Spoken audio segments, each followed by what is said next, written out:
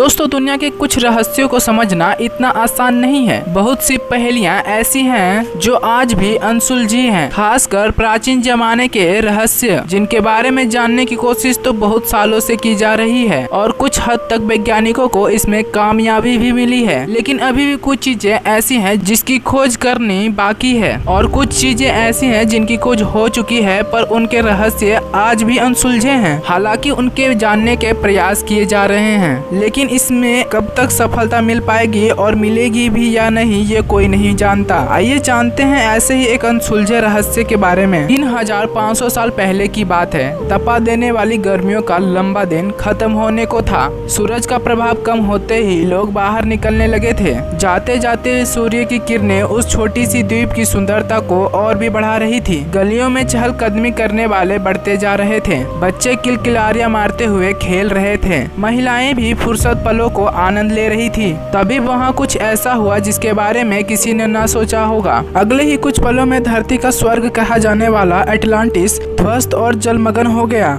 वह भी ऐसी कि आज तक किसी को उसकी पुख्ता जानकारी नहीं मिली। पर आइए जानते हैं इस अटलांटिस के डूबने का पीछे का रहस्य।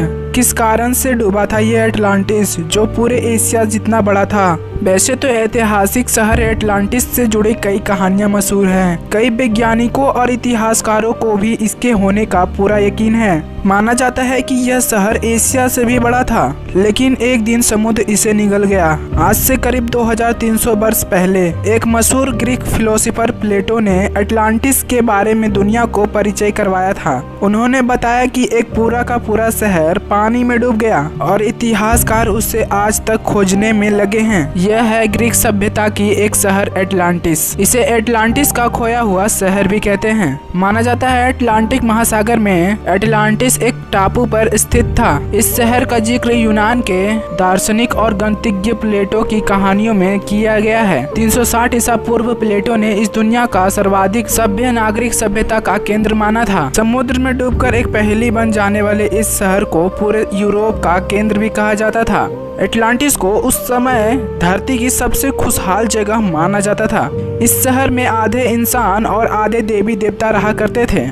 ये शहर दरअसल द्वीप था जो चारों तरफ से पानी से घिरा हुआ था। यहाँ के लोग आत्मनिर्भर थे। वहाँ सोना और चांदी के साथ ही मूल्यवान पत्थरों की भरमार थी। द्वीप पर दूर दूर तक हरे भरे मैदान फैले थे। वहीं फलों के बगीचे भी थे। शहर को 5 क्षेत्रों में बांटा गया था। इस प्रकार शासन व्यवस्था भी आदर्श थी। लेकिन एक दिन प्रलय आया और सब कुछ समाप्त हो गया। पूरी सभ्यता का नामो निशान ही मिट गया। समय समय पर इतिहासकार दावा करते रहे हैं कि यह शहर अब भी कहीं अटलांटिक महासागर में दफन है और इसके सबूत मिलते रहे हैं। मशहूर लेखक चार्ल्स वेल्ट्रिज ने भी अपनी किताब द मिस्ट्री ऑफ अटलांटिस में इसके अस्तित्व को साबित किया है और इसके गायब होने का बरमुडा ट्रायंगल की तरह ही रहस्यमय माना जाता है। कई वैज्ञानिकों और इतिहासकारों का मानना है कि वे एक ना एक दिन इस शहर को भी खोज लेंगे। और क्या है इस शहर की हकीकत जानना चाहते हैं तो कमेंट में पार्ट 2 लिखना ना भूलें। Thanks for watching.